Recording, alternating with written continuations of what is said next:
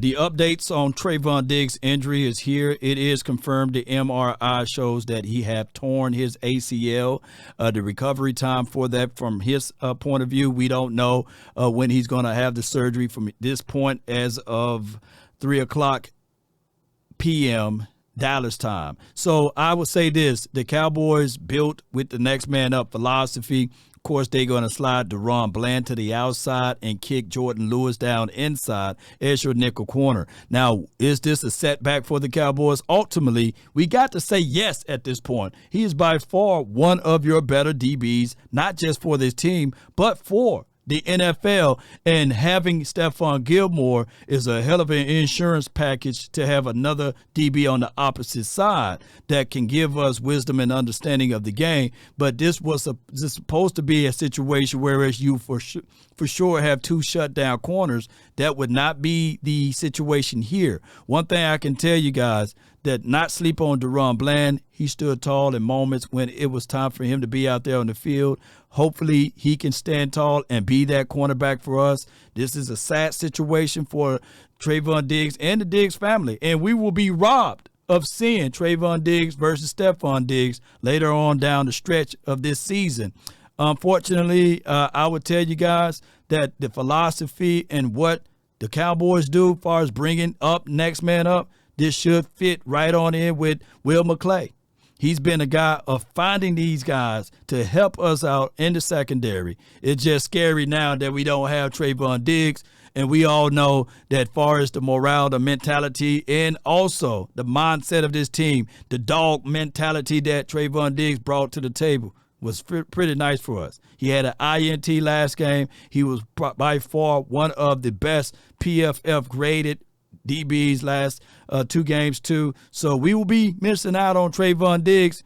This is just how football goes, though, ladies and gentlemen. Next man up, who can stand tall? We do have Noah Igbenogany. I think that's how you say that man's name. And we do have Eric Scott Jr. We need to see if that guy can stand tall. And, of course, there's always room when you have a team at this pace and what we exhibit and exude for the first 2 games.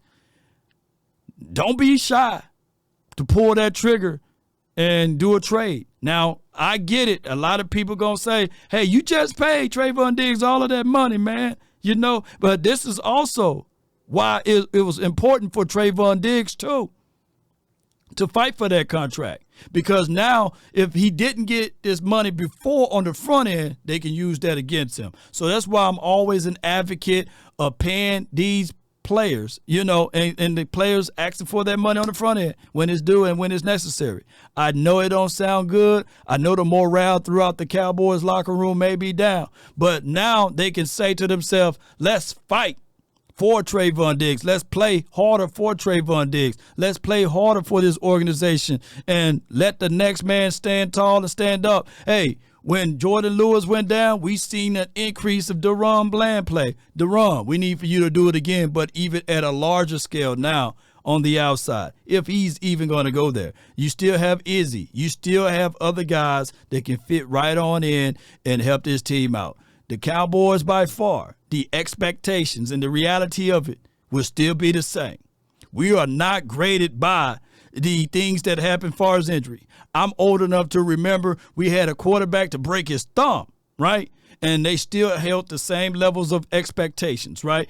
I'm old enough to remember that we had other injuries to happen throughout this organization and franchise, and they still held us to that degree of just win. Hey, the Cowboys, it's been 27 years. It's been 28 years. It's been X, Y, and Z. We had Jason Garrett here for 13 collective years, and no one was saying, hey, man, you got a coach learning on the fly. No. The expectations will still be the same, and the expectations for the Cowboys to leave no excuses out there, right? Because that's just how we are held to a different standard. So every time we win now, I'm going to be the one to bring up, hey, look what we doing. Even Trayvon Diggs is not here. We still dominating Cowboy Nation. Post me your thoughts. Post me your concerns down below. I know this is not pleasantry news. I know I get all of that. But the Cowboys got to stand tall and keep their mind focused and get ready for this game versus the Arizona Cardinals. Hey, they going to be without Buda Baker, right? So that's just how it goes. Week 1, I recall, I'm old enough to remember, hey, we didn't have Tyler Smith. Oh, we going up against the doggone Giants. Their front is going to be too nasty for us to stop those boys. And what happened? Oh, and then the second week, hey, man, Quentin Williams and all of those boys, they may have done that to Dexter Lawrence, but you can't do that to Quentin Williams. Well, the expectations will always be the same in Cowboys land. Just win. That's been my time. I really thank you all for yours. And remember, you're listening to nothing but the best. Go Cowboys.